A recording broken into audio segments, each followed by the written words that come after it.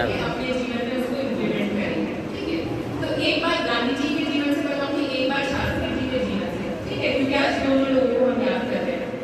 तो गांधी जी ने हमेशा एक बात बोली और जो सारे बच्चे हमेशा आगे से फॉलो करेंगे, वो क्या थी? ऑनेस्टी या सत्य, जिसको हम बोलते हैं। ठीक है, इंग्लिश में ऑनेस्टी बोलते हैं, हिंदी में सत्यता बोलते हैं। उसका क्या मतलब है कि उसका मतलब है कि आप कभी भी झूठ नहीं बोलेंगे और कोई गलत चीज नहीं करेंगे। अब इसको देखा जाए तो छोटा मीनिंग भी हो सकता है, बड़ा भी हो सकता है। तो छोटे मीनिंग की हम बात नहीं करेंगे कि इसने मुझे ये किया, वो किया, उसने झूठ बोला, ऐसा नहीं।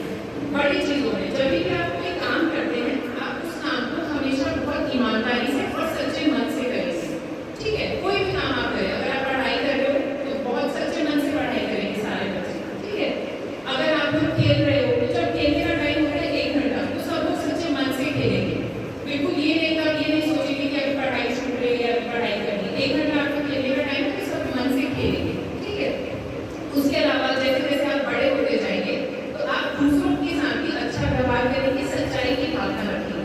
ठीक है, कभी भी किसी के साथ गलत व्यवहार नहीं करेंगे, यानी मन अपना सच्चा रखेंगे हमेशा। कभी झूठ नहीं बोलेंगे, हमेशा अच्छे से बात करेंगे। जो भी आपसे बड़े होते हैं उन सबके साथ हमेशा आदर सम्मान से बात करेंगे।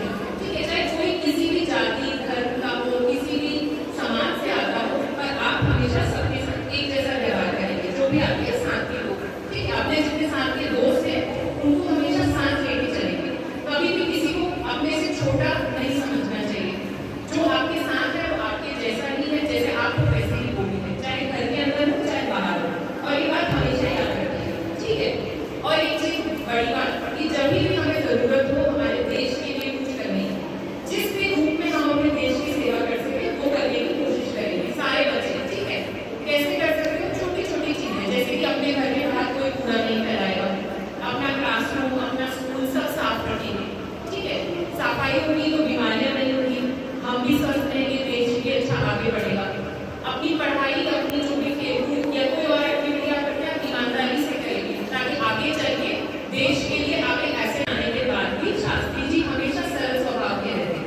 अगर आप शास्त्री जी के बचपन को देखेंगे तो एक बहुत ही सामान्य परिवार में उनका जन्म हुआ, घर पे कुछ ज्यादा सुविधाएं भी नहीं थी। शास्त्री जी की ये कहानी तो बहुत फेमस है कि उनके घर से जो स्कूल जहाँ पे था उनका, तो रास्ते में बहुत बड़ी नदी बहती थी। जैसे गाँव में होती है ना, हम लोगों की नदियाँ होती है छोटी छोटी, वैसे ही शास्त्री जी के गाँव से एक बहुत बड़ी नदी बहती थी। तो उसमें बारिश जब होती थी तो बहुत पानी आ जाता था।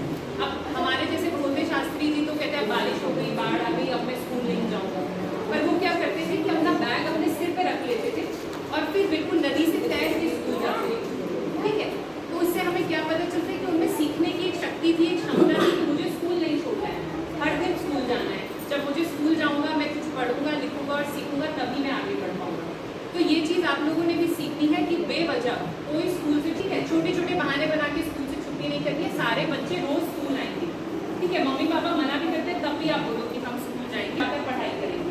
ठीक है, तो ये आपको शास्त्री जी के जीवन से सीखना है।